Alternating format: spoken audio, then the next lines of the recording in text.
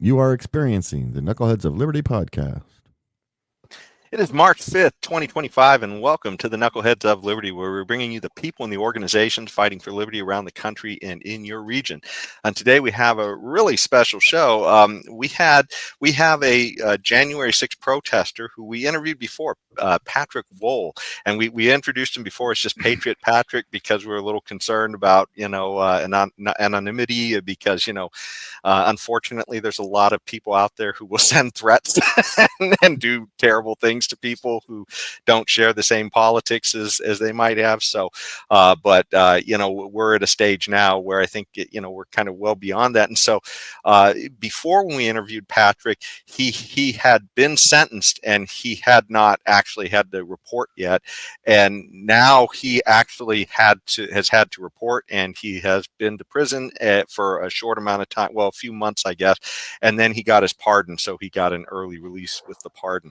So we're going to talk to him about all of that. We're going to see some new video that we didn't see the last time we interviewed him. And if you want to check out that earlier show we did with him, that was back in November of 2024. So you can go search for that and find out a little bit more about that. But anyways, before we get into the rest of the show, let me introduce you to our panel. In our lower left-hand corner, we have Leon, the word Brathwaite, last word in Liberty. He is a retired engineer in the state of California. In our lower right-hand corner, we have our screaming eagle of freedom, Tim Everett. He is a pilot in the state of California. In our upper right-hand corner, we have our protester for liberty, Patrick Wohl, who was there in person at J6. So we're gonna talk a little bit more about that, and also too, real quick at the end of the show, we're going to give a little review of the State of the Union because that was kind of a historic State of the Union that we just saw yesterday. So we're going to talk a little bit about that as well. So, anyways, let's dive right in with our Liberty quote of the day. So I think this is super appropriate given the abuses that the system has leveled against both Trump and January 6ers. And it's from Martin Luther King Jr. And, sadly, a lot of the people who are leveling a lot of these abuses of justice might have considered him a hero at one point. And I don't know how they lost their way, but he made the statement, injustice anywhere is a threat to justice everywhere. And I can't imagine a more appropriate statement about the way that people were abused. And we're going to talk a little bit about that and show video of Patrick in the Capitol. And we're going to show what he did and, the sentence that he got for it, which just was, to me, absolutely barbaric. But anyways, what do you guys think about this quote? I think this is just one of the all-time greats. Yeah, it's great. Yep, Patrick, you can go. Let's deal with the code, Bella. You can go. Oh yeah. No, I was just agreeing with that. It's very succinct. Brevity is the soul of wit, right there. Mm-hmm. Yeah. Go ahead, Leon. Well, let's give our guests a chance to comment on the code, though, please. Patrick. Oh, wait, what? You're going to me to talk about that? Yes, about the code. Yes, please. Well, if you have any thoughts on it, so no, I mean, I think they had to take CIA was involved in that, and they use that, and look at him at a threat, and then suddenly now he's like, for switched sides. So, I was in prison and I had a stroke, so my thoughts and my head isn't right. So please try not. I'm doing the best I can, but sure.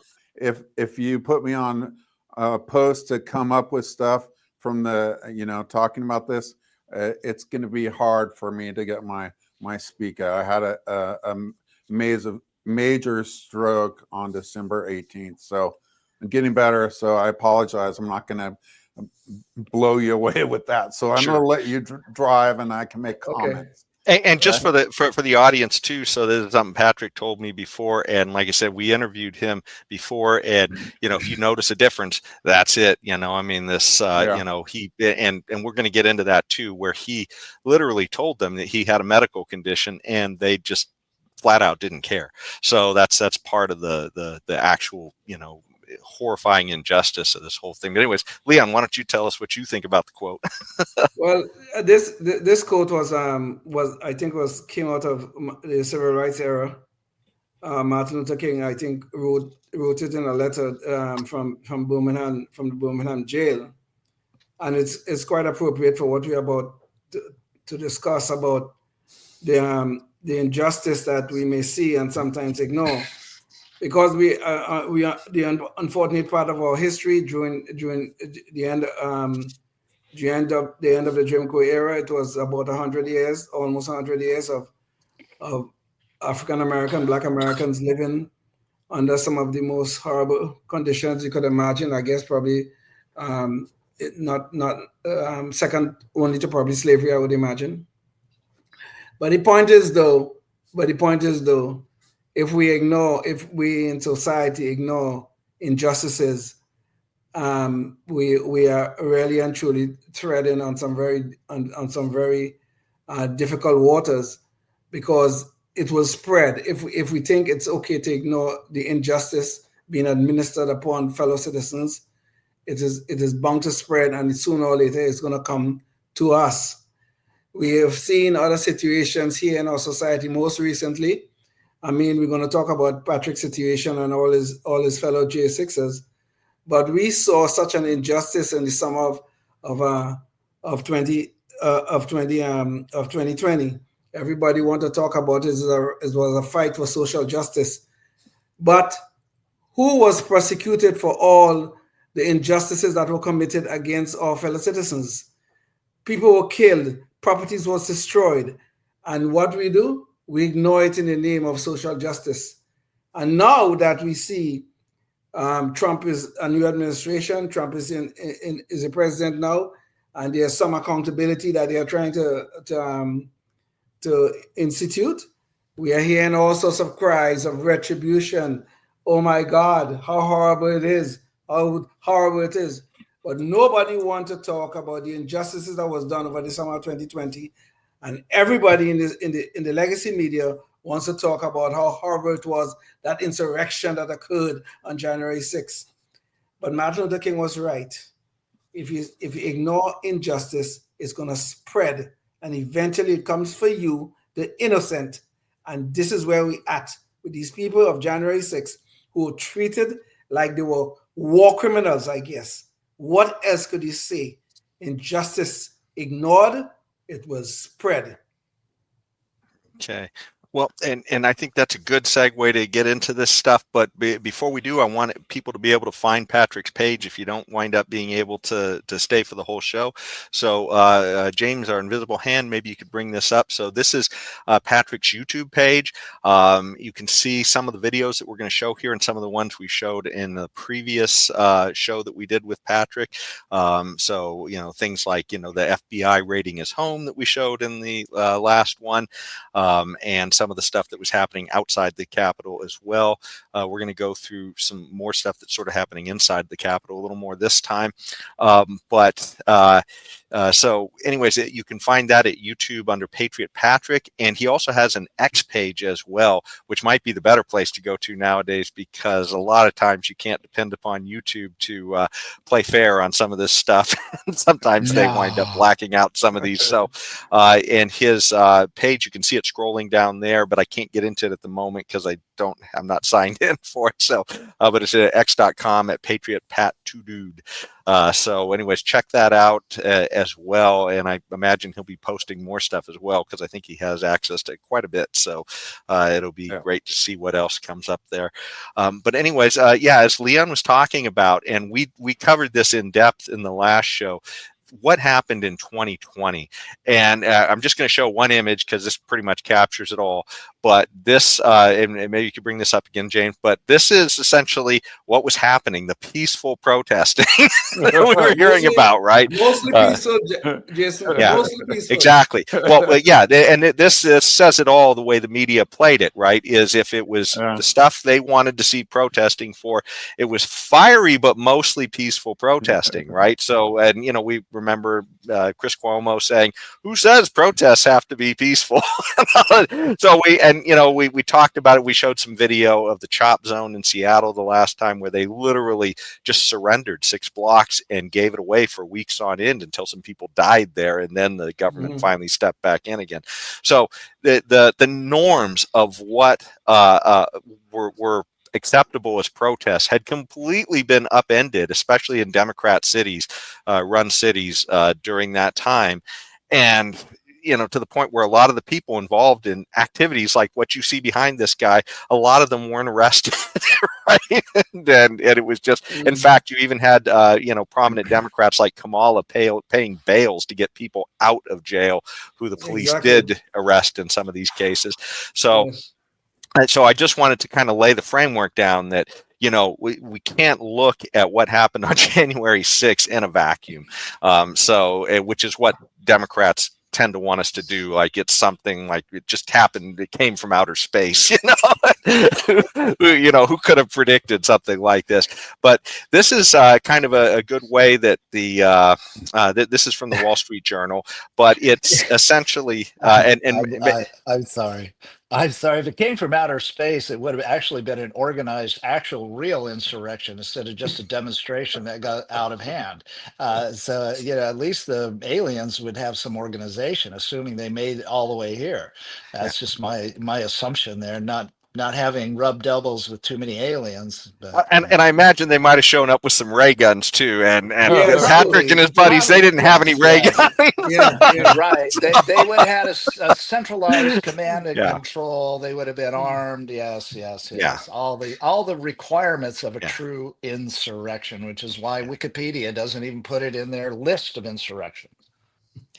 But anyways, so this is I wanted to pull up this one visual of a story in the mainstream media, and this is from the Wall Street Journal, and they're quoting Kamala Harris, and she calls January 6th the worst attack on democracy since the Civil War. So we're not blowing this, we're not making this stuff up. This is how the mainstream media was characterizing what happened on January 6th, as opposed to fiery but mostly peaceful protesting that happened all throughout 2020. So anyway, so that's a brief recap of what we talked about in the last video. But we have some really interesting new stuff that Patrick had, and I really want to share some of that, because not only does it show some images you might not have seen of the Capitol protesting, but it also characterizes the way Patrick behaved in this. And we're going to talk about, in fact, let me show the charges real quick that Patrick was hit with, so that you can see them. He was hit with essentially these things that amounted to trespassing. So one of them was this 18 USC 1752A1.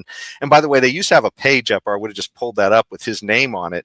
But I think since Trump pardoned everybody, that page got wiped out of justice.com because I can't find it anymore. But these were the charges. And so it says the statute criminalizes knowingly entering or remaining in a restricted building or grounds without lawful authority. So essentially trespassing is what they're talking about. And then this next one, 1752A2, this section goes further, criminalizing disorderly or disruptive conduct within a building, restricted grounds with the intent to impede or disrupt government business. Okay, I think we just saw somebody at the State of the Union who tried to disrupt government business. Yes. I don't think they're going to jail. And then we saw he's a Democrat, so he gets a pass. Yeah. So then now we have 40 USC 501. This statute specifically applies to the Capitol grounds, prohibiting engaging in disorderly or disruptive conduct with the intent to impede the orderly conduct of a congressional session. Okay, again, that sounds very much like what happened at the State of the Union last night. And then finally, this one, 5104 of 40 USC. And it says, within the Capitol grounds, this section explicitly prohibits parading, demonstrating, or picketing. Okay, so those are the crimes. And Patrick was sentenced to 6 months in jail. Okay, and he had the FBI raiding his house over this. And, and like I said, you can go back, you can watch the videos that Patrick has at his site, and you can go back and check check out our last interview with Patrick. But I mean, this is literally what he was put in jail for. And so now we're going to get to some of the videos so we can actually see it for ourselves, what was going on there. Now, but you know, they need to reword that. It should say prohibiting Republicans from engaging in this, that, or the other. True. Yeah. Yeah, I'm sure they would throw a few libertarians in there too. Well, let's say we look at non-Democrats. Non-Democrats. There you go. That'll just cover Yeah. everybody, right? there. Yeah. Non-Democrats. Only Democrats allowed to do that disruptive behavior. Yeah. Yep. So anyway, so the first one I think is just great because this shows just an angle that we haven't seen before. And somehow, Patrick, you were outside on the scaffolding, and we'll get into in another video where you actually entered the Capitol. But this one I just want to show because I don't think most people have even seen this angle. So I think it's really interesting. And it's really interesting, too, to see how you actually interacted with the police when they gave you an order here. So let's go to KOL 1. James, can you play that? Hey everyone, here's some video from January 6, 2021 that you've never seen before. We all know it was comparable to Pearl Harbor, 9/11, the Civil War, so let's watch it and you be the judge. Okay, so I'll do some commentary as the video plays. This is from Speaker of the House's balcony, Nancy Pelosi's balcony, January 6, 2021. That's a Tiananmen Square moment.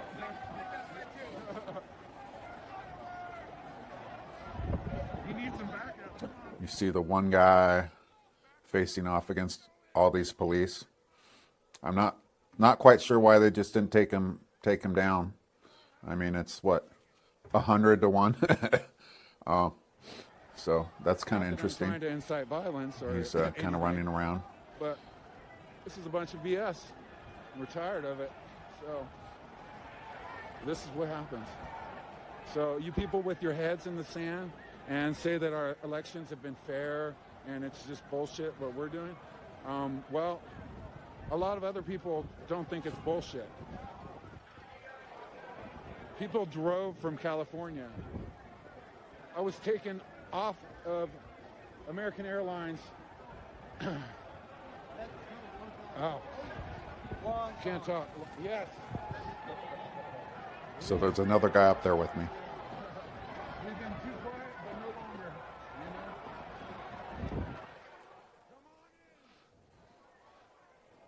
He was some YouTuber. And we're just kind of watching things unfold.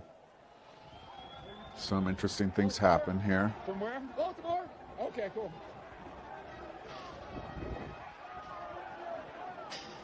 So now, listen. Sacramento, man. Yeah. You too, man. This is a moment in history, dude.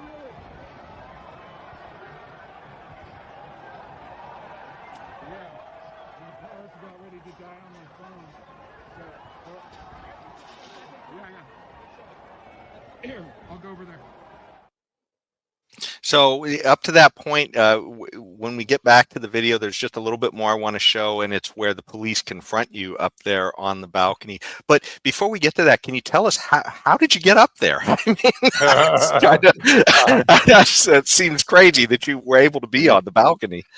So I walked in through the Senate wing and followed I didn't know they were feds. I thought it was just the group, but it was a group of following the feds, and we were in the crypt for a while, and then we went up some stairs, and we ended up in Pelosi's office, and we're like, oh wow, and we looked in there, and then I was leaving, and somebody broke something, I don't know, they broke some glass or something in Pelosi's suite, and you can hear everybody say, no vandalism, no fighting, no nothing.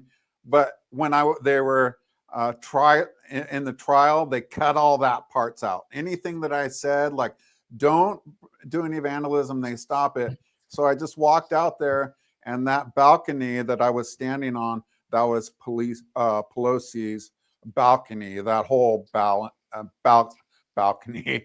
That scaffolding area and everything. And I was up there with a few guys, and I wanted a better angle. So I walked up to scaffolding up there, and we walked up there, and then I took those pictures, and we'll talk about talking to the police to do what they said. So, well, let's jump to the second piece of the video real quick, and then we can all jump in on the conversation. So, James, can you get to KOL 2?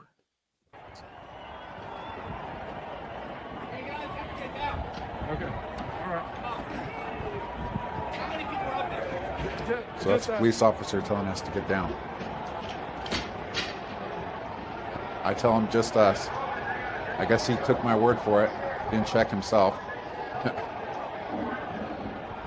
So I get down. I'm off on this little scaffolding thing you can see there. And there's a little hatch to walk down.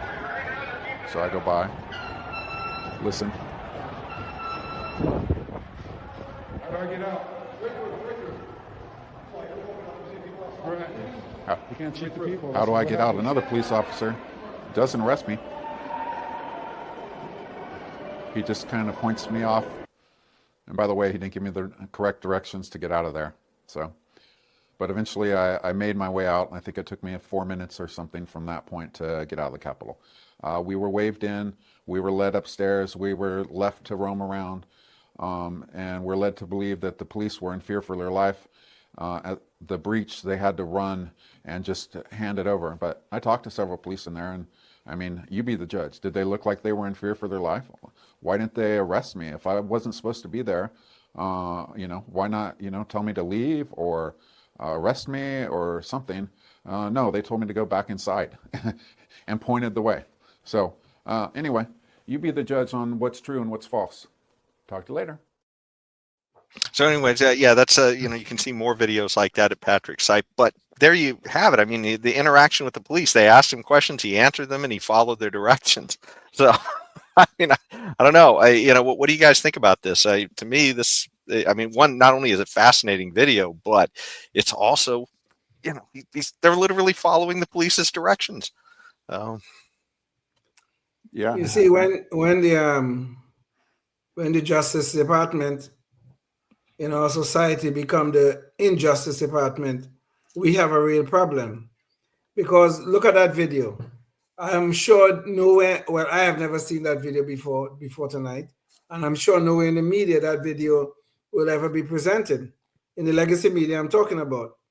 But yet, we hear so much about this insurrection. We hear so much about all of these people who have done all these things. They have damaged police officers. They did this and they did that. And these people were placed in prison. Some were, well, Patrick were lucky. At least he didn't have to go sit in prison before he was tried. I think Patrick could correct me on that. But this gets back to what Martin Luther King says. Injustice anywhere will lead to injustice, when once ignored, will always cause injustice to spread. And this is exactly what is going on in our society, where now people can do almost anything as long as they call it social justice. It's okay. So we could see buildings burning down, and we could say it was a mostly peaceful protest. It was a little fiery, but it's okay. We can see the building in Portland being with people in it, and they're trying to burn it down. Oh, it was for social justice. Who was tried for that? So the people who are supposed to be administering justice in our society administer the greatest amount of injustice we have seen in modern times with these January 6ers. Yeah. Yep. And I'm assuming you weren't armed, right? No, I had my phone. That was it. That was it. You're armed was with it. a cell phone. Okay. All right. And Tim, that'll be evident in some of the and- other video that we show as well coming up. So Yeah. Okay. I didn't mention. And the two police officers had AR-15s probably. that's what it looked like.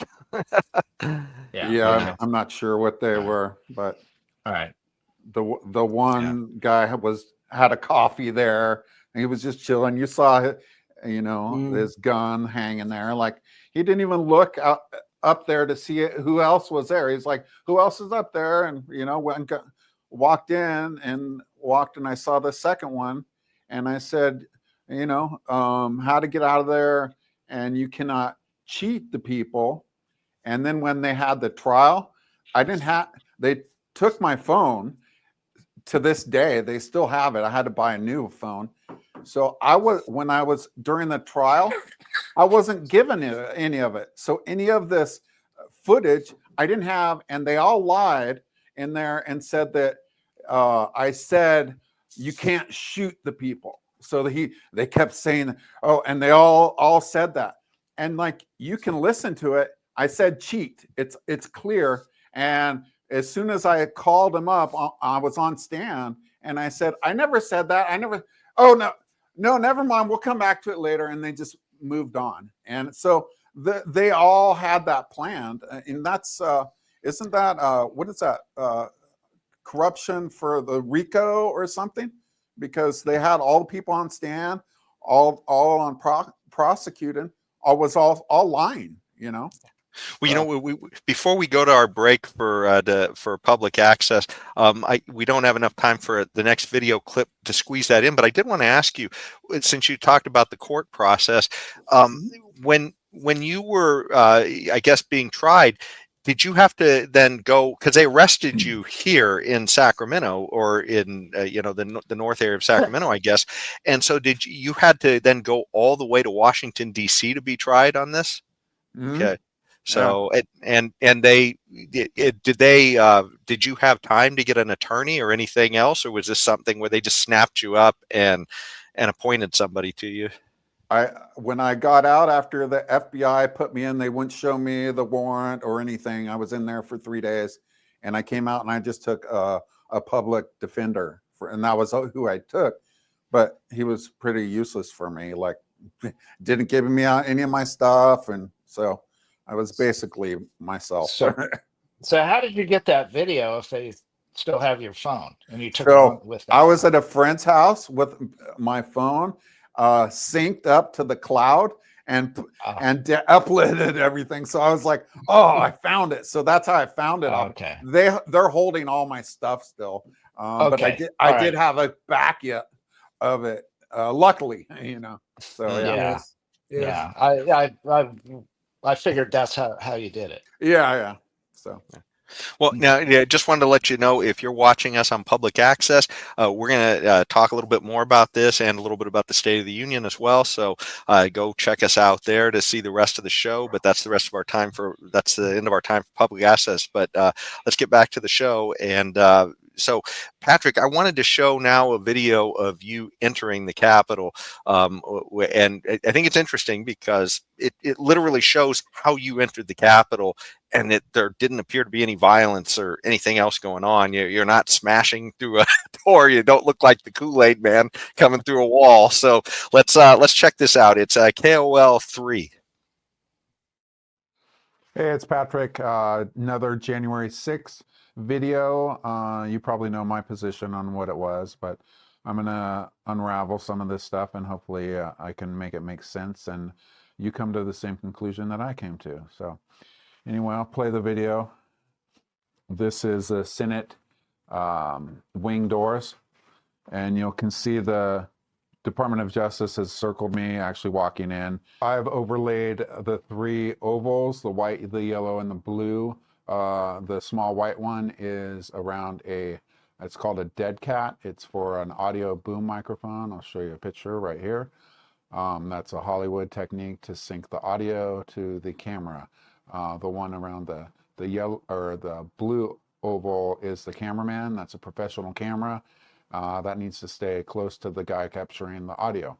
And then on the yellow oval, I don't know, it might be green, I'm colorblind, is the agitator. So I guess he's supposed to be a Trump supporter, and they have some sort of altercation there, a non-physical but very animated. And in my opinion, this is all just a big movie script. So essentially what you saw there in the red circle, that was Patrick coming in through the doors. He's just walking in with a group of people. And the other circles, as we're going to find out, are people who seem to almost be doing something performative. Somehow they were there with their equipment I mean, that doesn't necessarily mean they're feds, but they might have been, who knows? And they're pointing at they're trying to get the most graphic stuff, not showing it at the people just orderly walking in, but pointing it at the people coming through the windows and such. So let's, and also just focusing on some guy who seems to be, like Patrick was saying, acting overly aggressive when everybody else was just walking in. They're focusing on just this one guy. So let's go to the second part of the video. James, this is KOL 4. You can see them coming out with you'll see the audio boom microphone holder and the cameraman, and then there's another guy that I haven't circled. So all three of them stay together and work in unison. And you'll notice at one point the production assistant and the boom microphone holder puts her hand on the shoulder of the cameraman and tells him to face the window, and they all turn, and the audio guy puts his microphone out facing that. So I can tell you for sure, I didn't see one group of professional camera crews outside of the Capitol. And you would think if this was such a breach of the Capitol that the police had to leave, that a camera crew would not be there. And I don't know, it seems very weird to me. So the camera guy, you see the little dead cat poking out of the screen there. So they all stay together. See them come out, all three of them in sync. You see them put their hands on his shoulder, look through the window, and then you see me walking in about the same time. I don't notice them at the time. I just turn right because that's where they waved us in and said to go right. And then this agitator, I guess I don't know what he's saying to them, but it all seems very strange to me. The police had to leave because this was a violent insurrection and they were overran. You can tell most of the people are just walking in, and this little scene in the foreground and people jumping through the window. And I have questions like, why are they jumping through the window? I mean, there was a ramp set up. They're waving us in. The doors were open. You can see it right there. So why are people jumping in and out of the window? And then why is a professional camera crew capturing the people jumping in the window? That all seems very weird and staged, in my opinion. So anyways, and the video goes on just a little bit longer, but you can see, I mean, Patrick just walked in, okay, 6 months. Okay, 6 months in jail and an FBI investigation and all that for somebody who just walked in. And Patrick wasn't the only one. You could see a lot of people just walking in, holding their phones around, right? I mean, this is absolutely nuts. And we didn't show this on the last one because we didn't have it, but the last show we did, Patrick had video from the outside, and it showed everybody lined up orderly with police literally letting them come in. And so, Patrick, did any police officer ever tell you don't come into the Capitol when you were, or were you ever given instructions not to come in? Well, there was one outside, but the camera was broken, so I can't show that. The one outside, right side, was going like that, or he was wearing the same clothing to make you think that he's Capitol. And then inside, there's more that was close to the same. They're going. You saw us all go to the right. So I didn't really, at the time, I didn't know what was going on with the window and all that. I didn't know at the time, but you can see us all walk there, and they wore Capitol uniform. So whether they were or were to look that, but they were doing that, and you can see everyone just walking calmly over there, and then the people running through the window was very different. So, and that was official video from the Capitol then too, because I mean, obviously you weren't the one filming that. That was just what was taken by the Capitol and used against you guys, I guess. Yeah, I have another video that's going to come out actually from the outside too. So I'll do another video on that too. But yeah. You guys, before we go to the next video, do you guys have any? What are your takes on all this? I think it's absolutely ridiculous that this is 6 months in prison. The word set up and cover up comes to mind, quite frankly. Yeah. I think there was a concerted effort by I don't know if it was the FBI or whoever it was, but somebody within government. It was a concerted effort to make this into an insurrection. Yep. And I think for the most part they succeeded. And look at what have happened to the J6s. And so the guy swinging the flagpole around, the gray-haired guy that looked like, yeah. Did you see him elsewhere during the day or prior to that, or was he just? I didn't remember that until looking after the fact, but he was part of the script to do that and act like, the MAGA hats on and acting all like, I didn't know who that was, but I'm sure he was a Fed or an asset, so in my there's a record. I mean, I'm not making this up. There were 26 undercover FBI agents in the informants, I guess I should say, not necessarily agents. There are 26 of them in the crowd, as far as we know. God knows how many other government types who are around there. Well, yeah. Remember, Leon, they're not even admitting that guys like Ray Epps were an asset. I know. Got a sweetheart deal. And Ray Epps is a very interesting and a very interesting character in all of this. We have Ray Epps on video saying we have to go into the Capitol. We have to go into the Capitol. And then, eventually they did charge him with something. But what they gave him? Some Mickey Mouse misdemeanor thing, as far as we know. And they tried not to charge him at first, too. They were going to give him a pass until the political heat got on. Exactly. Yes. Put him in Hilton for a day. Yeah. Well, so anyways, I want to go to one last piece of video, and this one just sort of cements the story that we've seen so far. But this is Patrick in the rotunda. He's under the rotunda at this point, and again, Patrick, you're going to see him in the red circle. He's outlined a few other circles on people he thinks is kind of suspicious, but the red circle is Patrick, and he's just walking through documenting things with his phone. That's all that's happening here. So, James, can you play KOL 5? Hey, everybody. Here's another video. These are all automated videos. They've been sent to different encrypted servers across the world, and they're automated delivery, which I have no control over. I might actually be in prison now. I was in jail, out of jail, and then going to prison. So by the time you get this, I might already be in prison. So let me just unpack this. This is January 6th. This is the rotunda. We were waved in and left to roam around in the rotunda for a while. You can see as part of the prosecution, they've circled me. You'll see me on the right hand of the screen circled.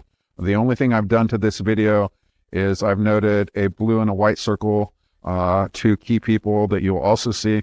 And I also did a picture-in-picture in the lower left, which is from this video, but I slowed it down and I repeated it. So the main video is all real time.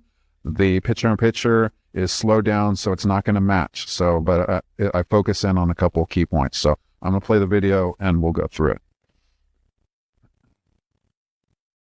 Okay, you can see me circled on the right hand of your screen, walking around with my camera, my phone. And this guy is a Capitol Police officer walking around with the white circle that I put on. Yeah, we're told they were in fear for their lives and they had to flee and it got taken over. You see this guy in the blue circle, fist bump, and walk away and then raise his hands up. He's got the red hat on, so that's interesting. So you can look at the picture-in-picture and see their interaction. And I think I've seen that guy on CNN and several news stations. So that's curious that they actually knew each other. So there you go, and you can catch. There's another few minutes of that video that if you're interested, you can go to Patrick's websites and check those out.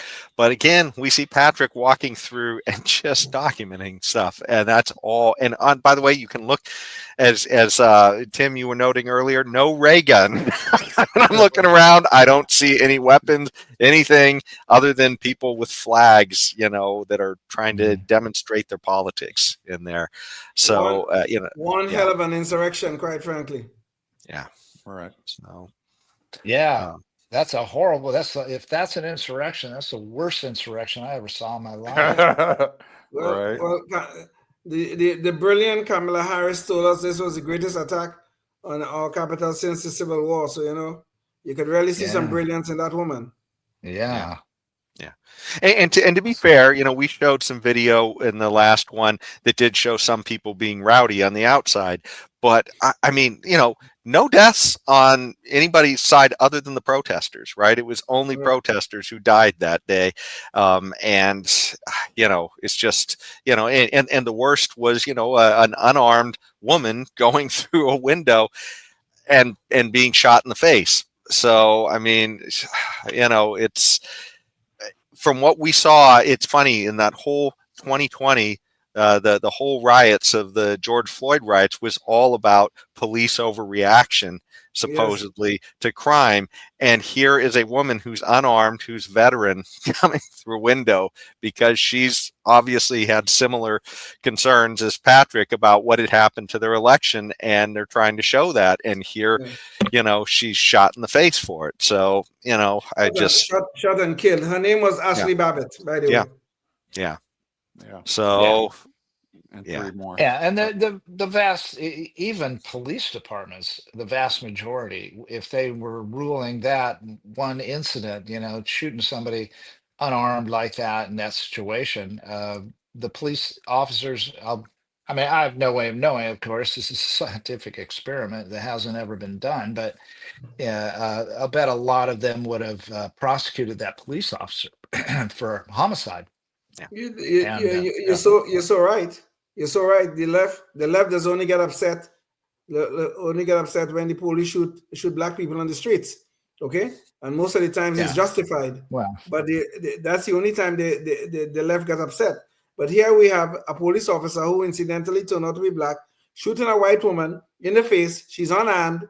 She's just, well, you could argue that, well, she was not supposed to be in the capital. That's fine. But that still doesn't justify her execution.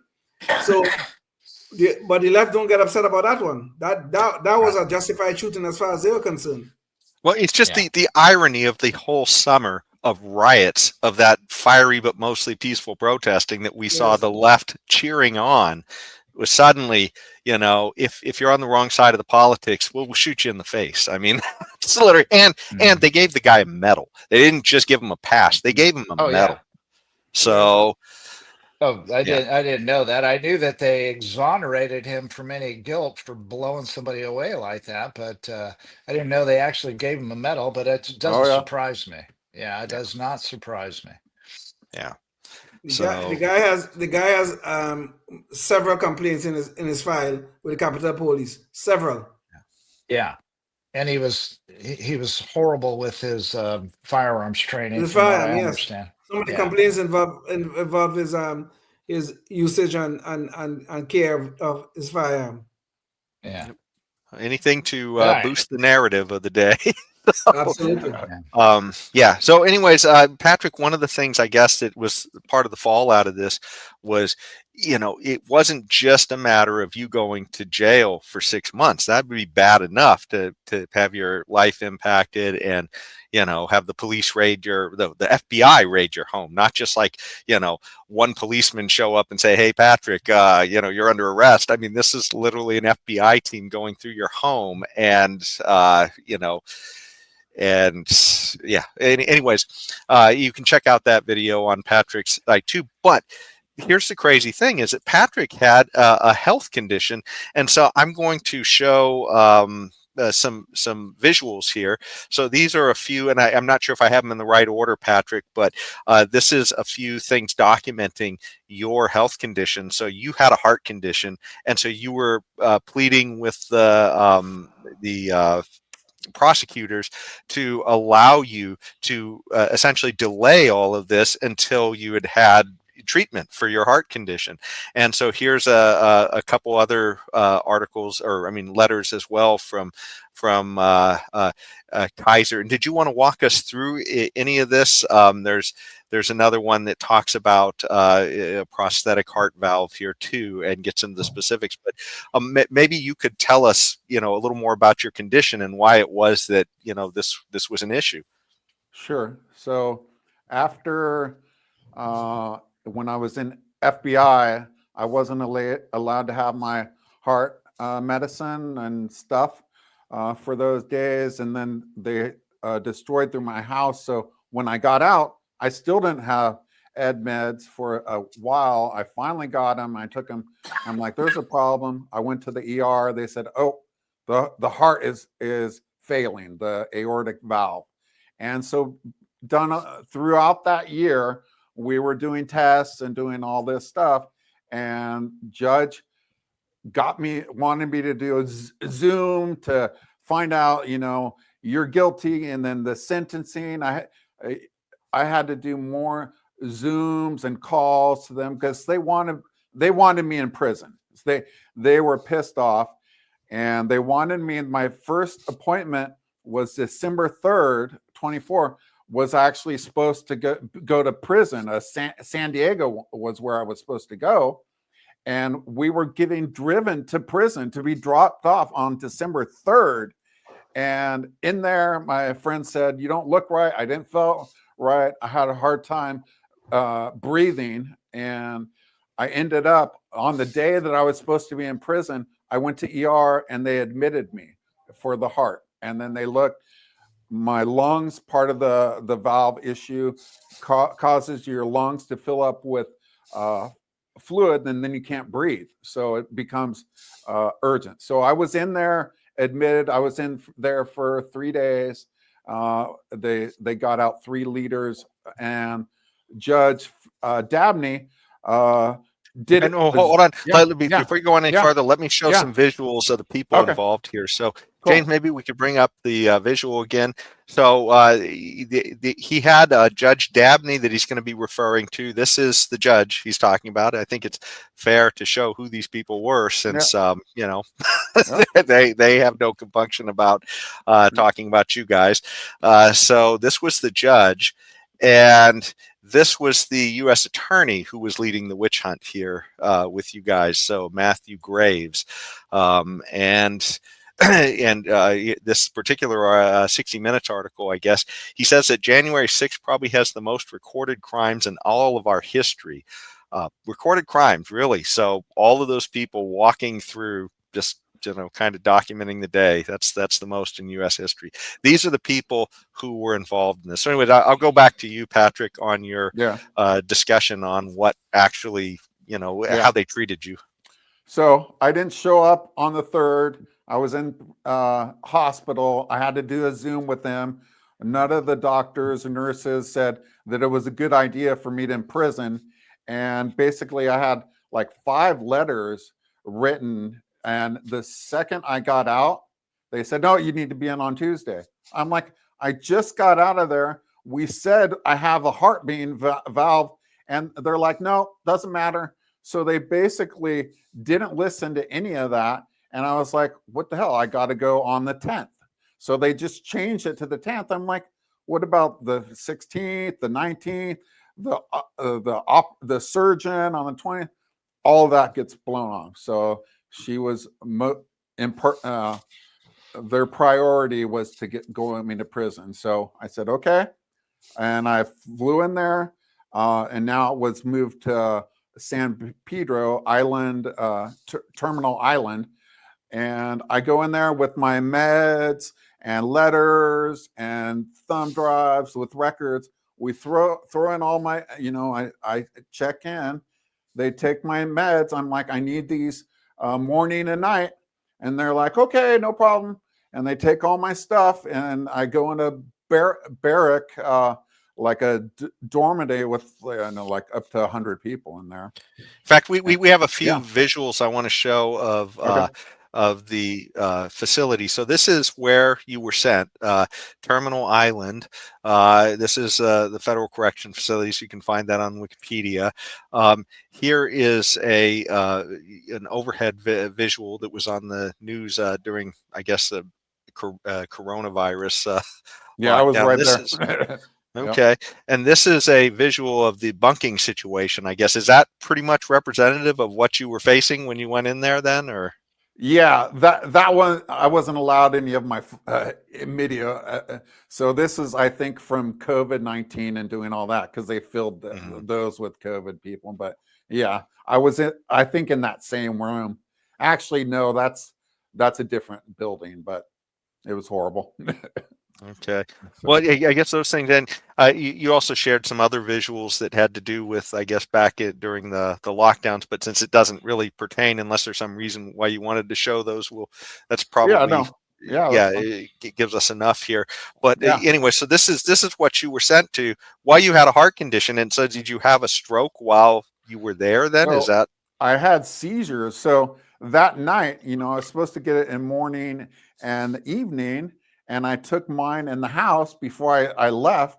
Took him, and I said, "Okay, I need him in the evening," and they denied him. They said, "Nope, can't have him." I was locked in there, and then I couldn't breathe. I started not breathing. I could feel the fluid growing in my head. I'm like, I can't breathe. I can't breathe, and I'm telling them I need my medicine. They're like, no, you can get out at 5:30 in the morning on the 11th. I go in there, so I'm standing by the door, like I can't breathe. And so I go in and I walk to where the doctor is in there, and they're like, "Who are you?" They had no records of me, my medicines, nothing. And they're like, "Well, what's some number?" I'm like, "I don't know what my registration number is. Like, this is who I am. Get me my meds." And they couldn't find him. They're like, "Oh, we don't know any information." She's checking my, putting the stethoscope or whatever it's called, and she's like, "Oh, it sounds like there's fluid in your lungs." I'm like, "Yeah, duh." And I had a seizure. I'm like, I can't breathe. I can't breathe. I can't breathe. I need, I kept trying to tell them. I just turned in it's called Lasix. I turned it in, and somehow they couldn't figure it out, and I had the seizure, and I dropped, and I woke up in an ambulance, a different one, because they couldn't deal with it. I was like dying there, and I was at an ER, and I woke up and I look out at the back and I see flashing lights, and it turns out it's the prison guards making sure that I'm in an ambulance, but followed by them to make sure that I don't run away or something. So, and by the way, I just want to bring this all back to everybody. This is all for essentially trespassing. This is, not even what we're seeing, fiery but mostly peaceful protesting that they would have given them an award for back then on CNN and everything else, right? I mean, this is literally just walking through the Capitol on the day of a protest with your camera out and taking pictures. And, I mean, it's just absolutely, crazy. So they well, checked wait a minute. Justice anyway. Wait a minute. We haven't asked Patrick. Patrick, did you burn any buildings that day, January 6th? I don't think so. I didn't Okay, do anything, actually. Did you I got strike anyone with a flagpole or similar object? No. I nothing. mean, it wasn't. Nothing. It wasn't a fiery, but mostly peaceful protest, and nothing like that. It was not like that. And Tim, I can say I saw the documents when they were up before they pulled them down on the Justice website, and he wasn't charged with any of those. He was charged with exactly the crimes that I showed, and that's what they gave him 6 months for. So essentially, it not even as big of a deal as that congressman who pulled the fire alarm to stop a congressional vote, right? I mean, which they just gave him a pat on the back for, and they say, you're a good guy. You're one of us. And look at the guy who was trying to interfere with a constitutional proceeding, which is the State of the Union. Al Green got up and shake his stick at his cane at Trump. His cane. Yeah. I know that's okay though. Like threatening the president with a blunt object. I said, okay. Yeah. So, and the 4 misdemeanors, the whole idea was for me to sign the plea, and basically throwing Trump, saying that Trump incited me and all this. They were going to drop 3 of the 4 and just leave one of them left and pay $25 office, report, whatever it is. And it's like, I wouldn't do it. I wouldn't do it. And so I could tell they were pissed off, obviously. So they put them all back on there. So they would have been gone. So 25 bucks. So this is lawfare. This was part of the lawfare that they were trying to do against Trump. And I just want to say to everybody, I mean, I'm a libertarian. I didn't actually even vote for Trump. I voted libertarian. So, but I am absolutely enraged and appalled that this is our government. This is what they did. I mean, it's just absolutely horrifying. So, right. Yeah. So when did you get your meds back finally? On I never did. Day? Oh, you never did. I never got them. I found out. So I'll tell you. So I went from the ER, and they said, "Oh, you need a new heart valve." I'm like, "Yeah, we know that."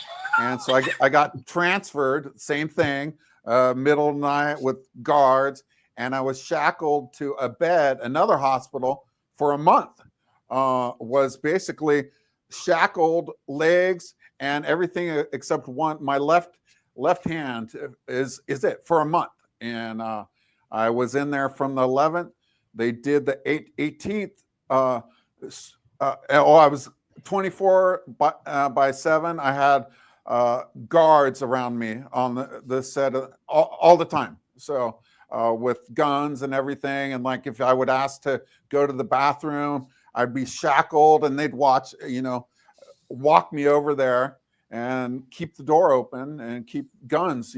Some of them had the gun out, some just had their hand on it. So so I was in there just looking for an excuse to earn a medal.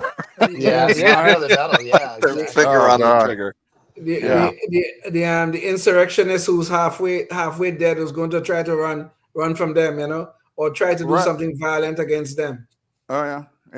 And this is probably going way out on a limb, but do you have any case that you could file? Has anybody said, hey, you can class action even, or just a case in you particularly where, you were in their care, under their care, essentially. I mean, if they're going to arrest you. And so things that happen to you, while under their care, do they get and it's probably going to be the answer. I know it's going to be, but does the government get a complete 100% free pass no matter what? Guy dies of a heart attack. Big deal. Sorry. Just kick him off the side of the wall. We'll take care of his body later. Is that what happens? Nothing, essentially.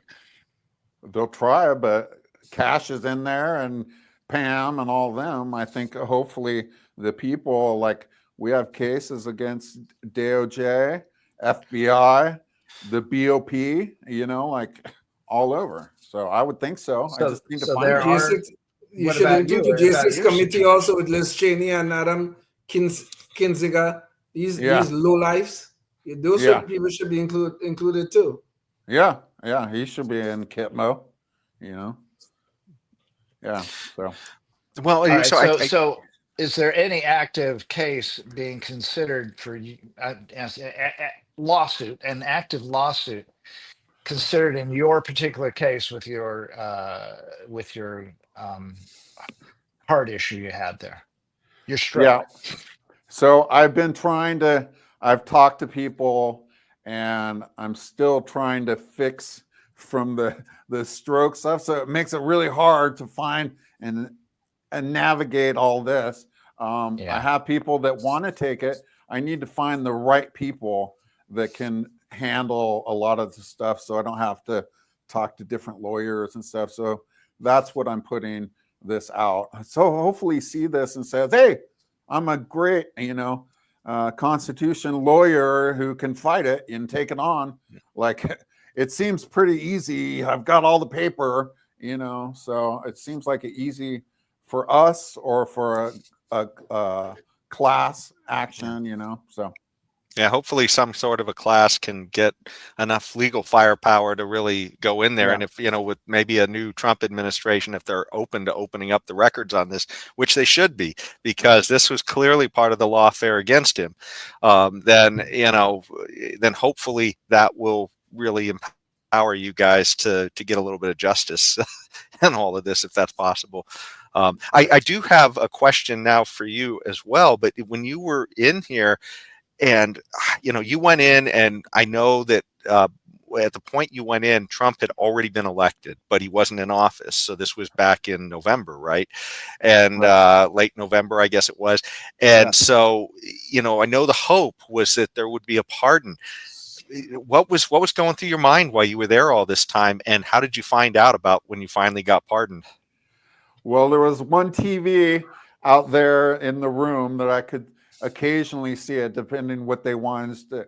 And I saw that the Chan 6 when the election, I was worried that it wasn't going to go through. He wasn't going to be confirmed, you know. But since Trump won electors, also popular, it kind of shot out that shot. Like they can't say otherwise. They're going to say, "Oh, it's they rigged it," you know. And so when I saw Jan 6 get conversion, I was like, "Oh, good. Hopefully the pardon will be coming soon." And then I found out, okay, they can't start doing that until the 20th. I'm like, okay.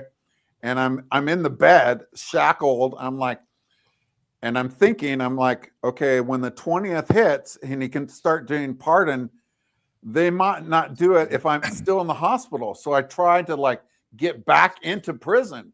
So I was but I was all messed up. So I was like, you know, trying to tell them, oh, I'm okay. And they're like, no. So they transferred me to another hospital and I worked there for a while. And then in early January 10th, 11th, something like that, I finally got back into prison. And I'm thinking, okay, I'm getting closer. I'm in the infirmity at the prison. So I'm still, you know, in a different section. And I'm like, I need to be in the main part. So I was in there for a couple days.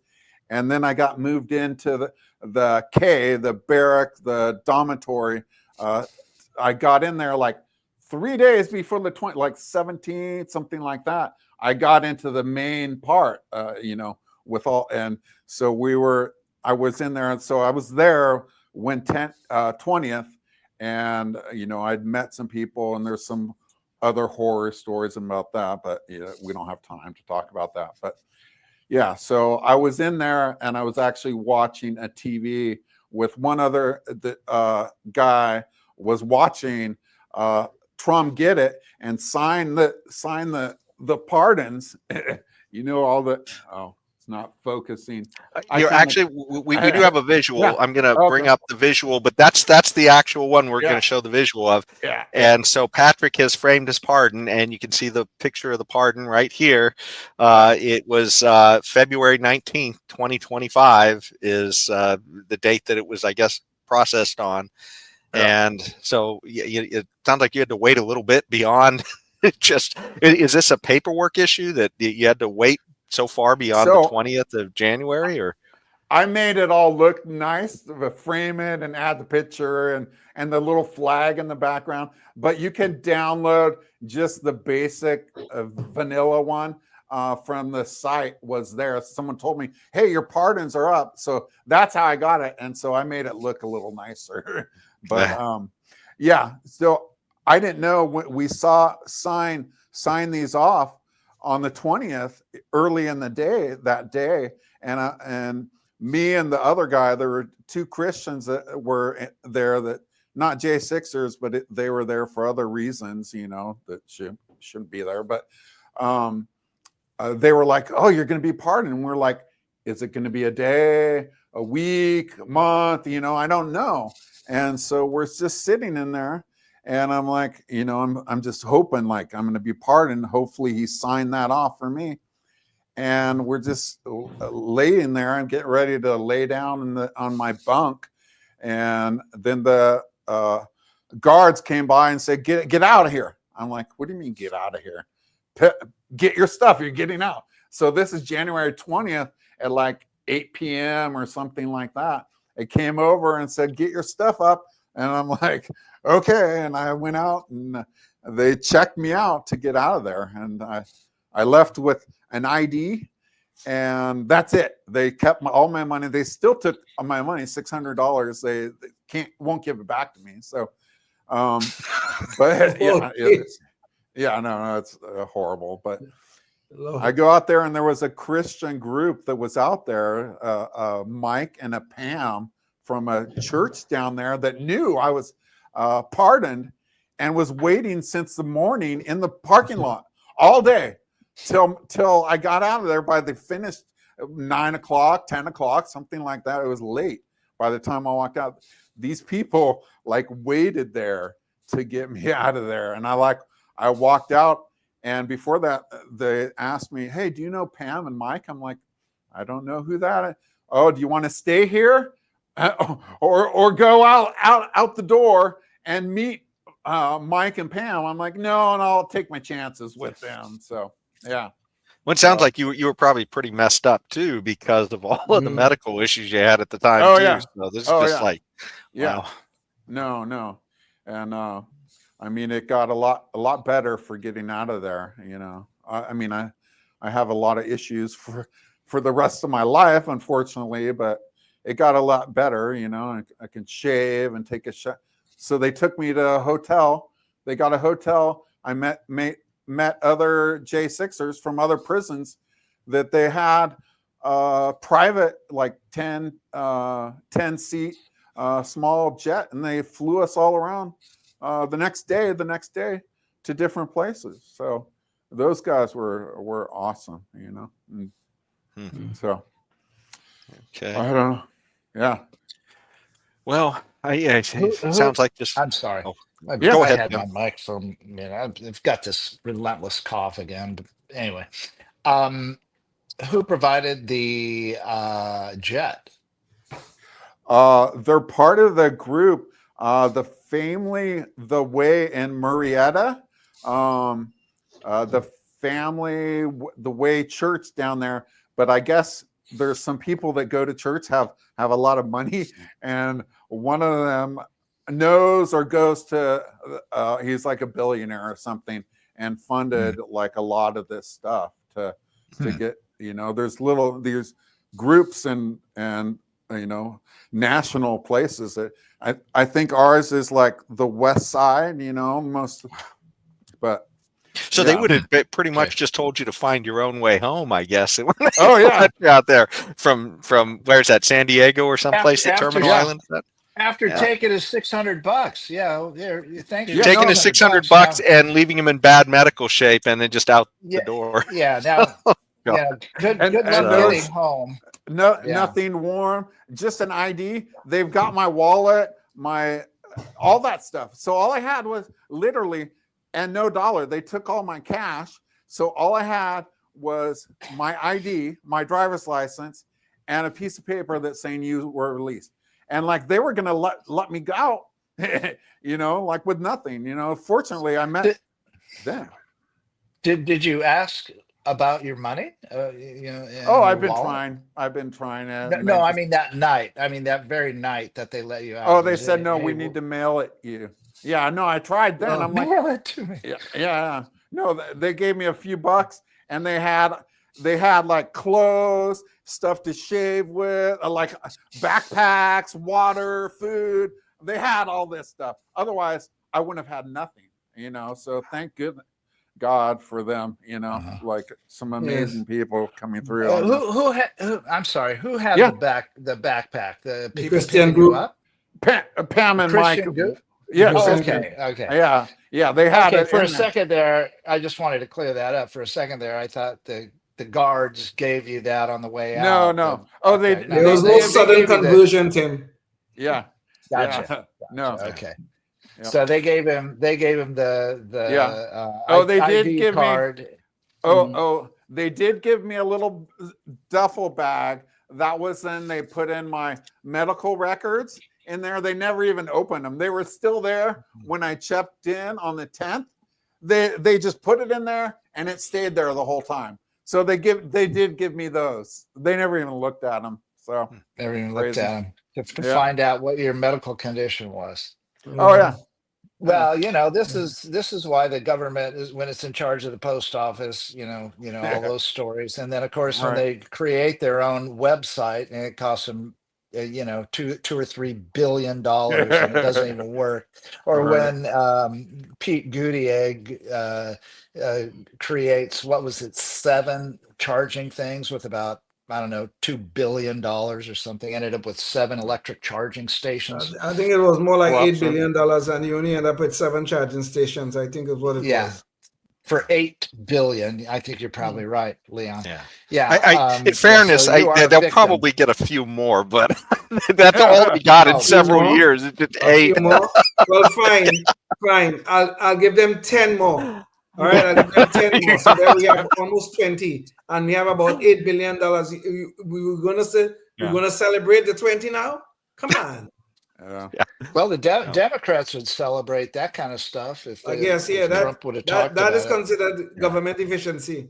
Well, speaking of government efficiency, and I think we've gone through most of Patrick's story, but I think that the biggest highlight of that story is how it ties into who our new president is, and the fact that this was so much a case of lawfare against him. I mean, after all, if it hadn't been for him being elected, Patrick would still be in jail right now. Right? Yep. And who knows what kind of care he'd be getting. So, in fact, I was just with Patrick the other night at the State of the Union watch party that we were having up there. And so I got to see probably one of the most memorable State of the Unions. We're not going to spend much time on it because we've already had a long show.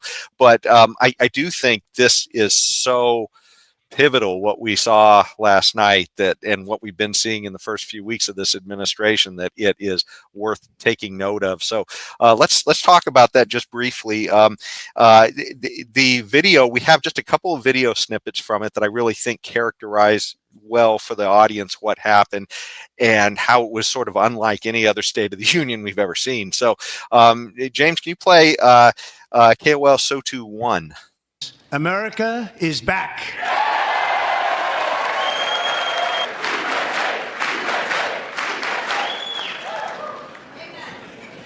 6 weeks ago, I stood beneath the dome of this Capitol and proclaimed the dawn of the golden age of America. From that moment on, it has been nothing but swift and unrelenting action to usher in the greatest and most successful era in the history of our country. We have accomplished more in 43 days than most administrations accomplished in 4 years or 8 years, and we are just getting started. So that really laid out the character, and I think the showmanship will be apparent in these next couple of clips. So let me just get through these, and then we'll throw in some comments about them. But James, I'd like to show KOL SOTU 2 now. This really gets into Doge, which was one of the big things he was talking about last night. So KOL SOTU 2. Further combat inflation, we will not only be reducing the cost of energy, but will be ending the flagrant waste of taxpayer dollars. And to that end, I have created the brand new Department of Government Efficiency, DOGE. Perhaps you've heard of it, perhaps, which is headed by Elon Musk, who is in the gallery tonight.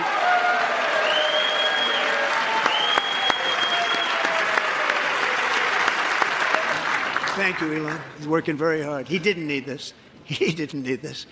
Thank you very much. We appreciate it. Everybody here, even this side, appreciates it, I believe. They just don't want to admit that. Just listen to some of the appalling waste we have already identified. $22 billion from HHS to provide free housing and cars for illegal aliens. $45 million for diversity, equity, and inclusion scholarships in Burma. $40 million to improve the social and economic inclusion of sedentary migrants. Nobody knows what that is. $8 million to promote LGBTQI+ in the African nation of Lesotho, which nobody has ever heard of.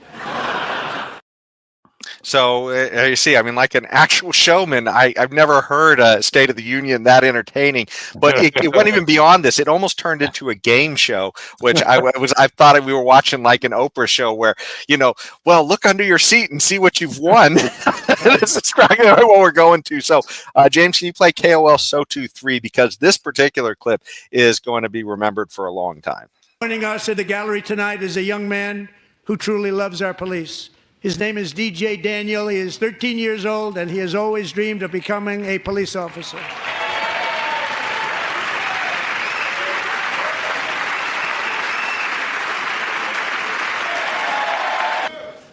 But in 2018, DJ was diagnosed with brain cancer The doctors gave him 5 months at most to live.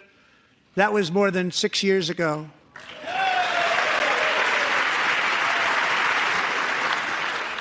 Since that time, DJ and his dad have been on a quest to make his dream come true, and DJ has been sworn in as an honorary law enforcement officer, actually a number of times. The police love him, the police departments love him. And tonight, DJ, we're going to do you the biggest honor of them all. I am asking our new Secret Service Director, Sean Curran, to officially make you an agent of the United States Secret Service.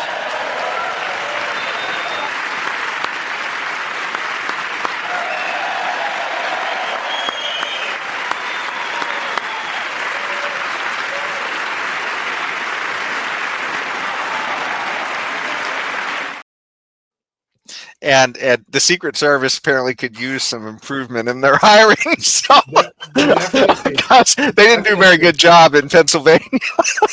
It's ironic, that guy, the new director of the Secret Service, was the head of Trump, the presidential detail, and he was present at the assassination attempt. He was one of the agents, one of the competent agents on the scene that day in Butler, July 13th. And I think I've heard too that he's the one who's now been made in charge, I think, of the Secret Service. That's what I've been hearing. That's what I'm saying. He's now the director of the Secret Service. So he has that authority, I guess. But there is one more tiny clip I wanted to show, because this shows the almost unscripted nature of some of this that was just beyond belief. So where this same kid pops up in yet another scene that was totally unscripted. So James, do you play KOL SO24? Jason tragically lost his dad, who was also a Los Angeles County Sheriff's deputy when he was just a boy, and now he wants to carry on the family legacy of service. Jason is a senior in high school, a 6-letter varsity athlete, a really good athlete, they say, a brilliant student with a 4.46, that's good, GPA. And his greatest dream is to attend the U.S. Military Academy at West Point.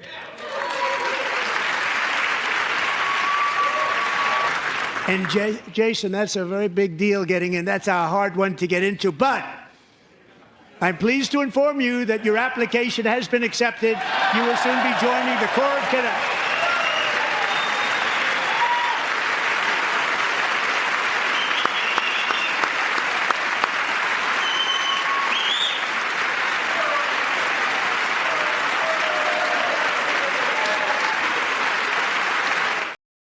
I mean, the kid came up and gave him a high five. The kid from the last. I mean, it's just unbelievable.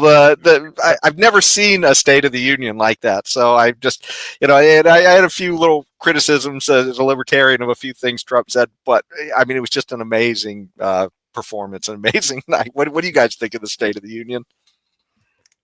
I think Trump was unbelievable.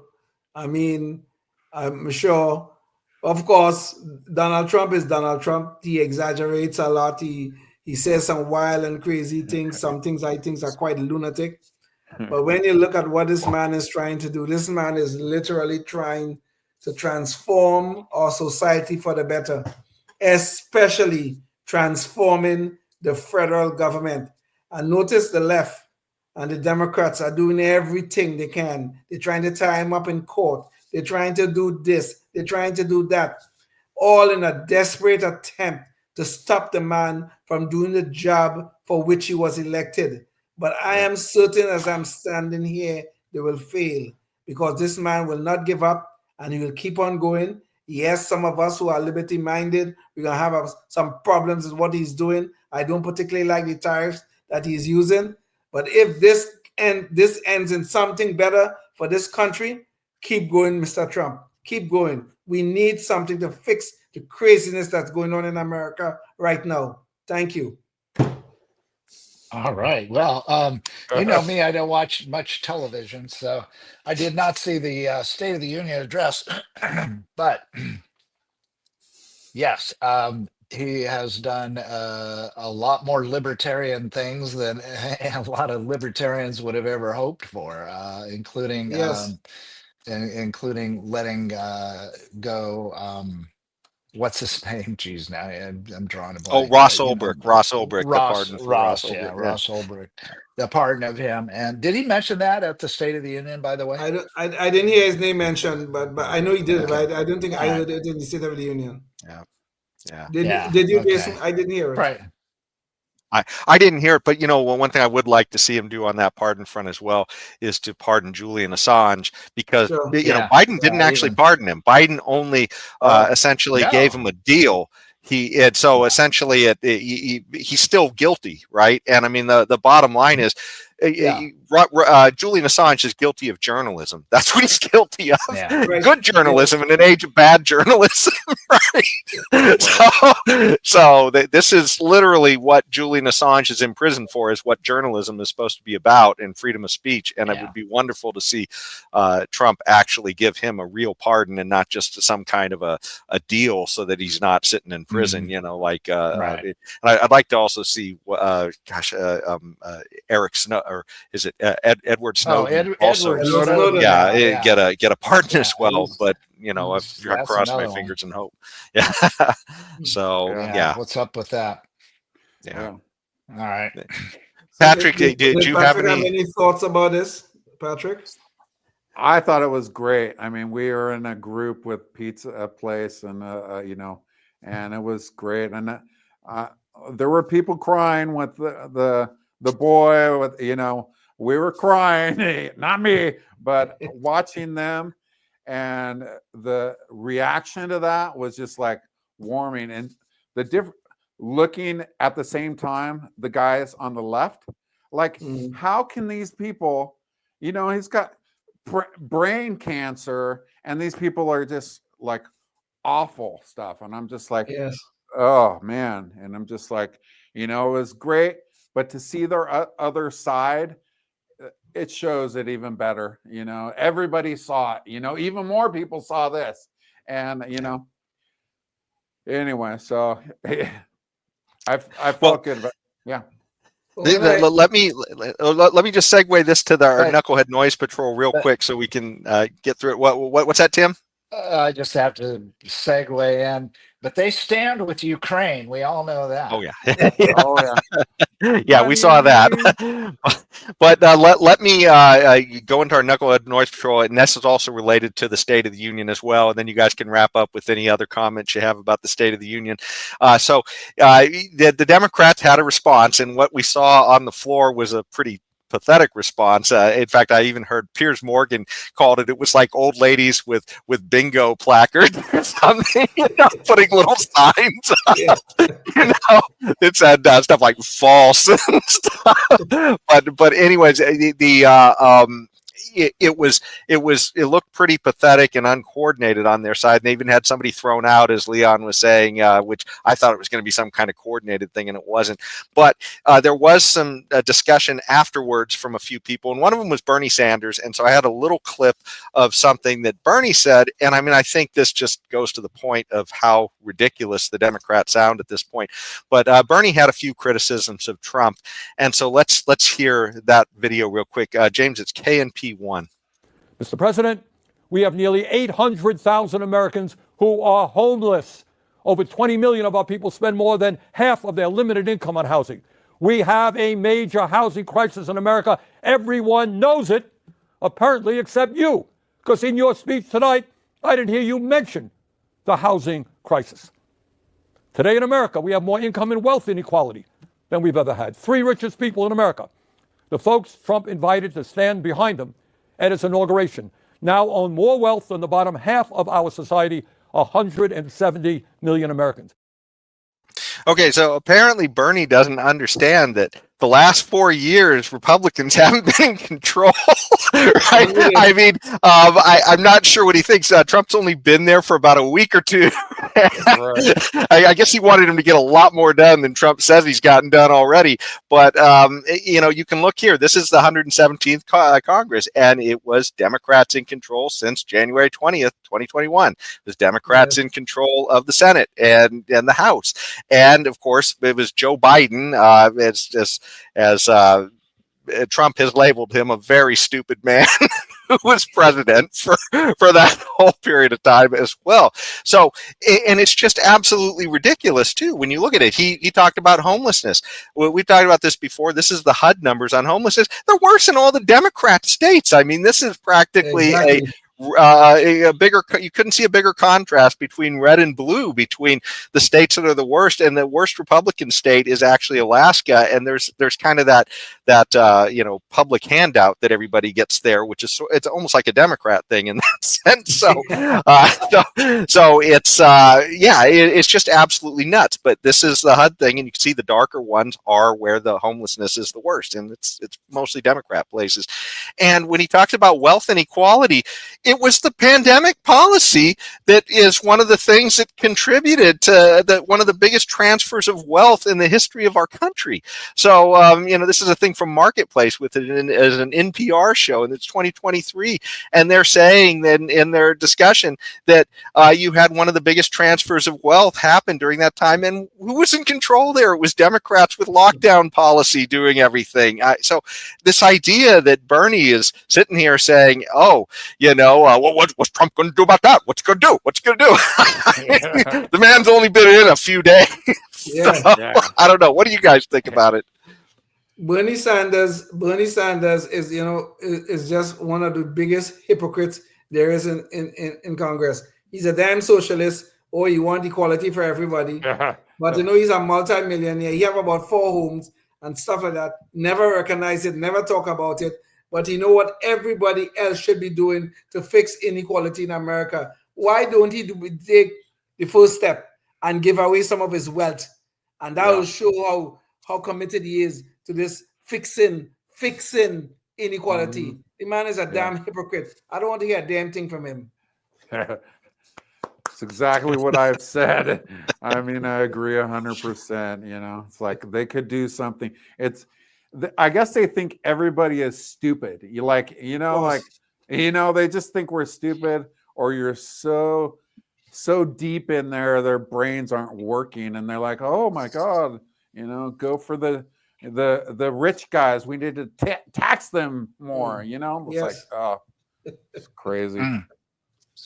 Okay, well, as far as the wealth inequality, I'd be running off at the mouth about the Fed's role in creating this money that gets plugged right in right away through the carry trades right into the stock market. And so it hits the wealthiest people. And so their wealth is all tied up in these overblown stocks.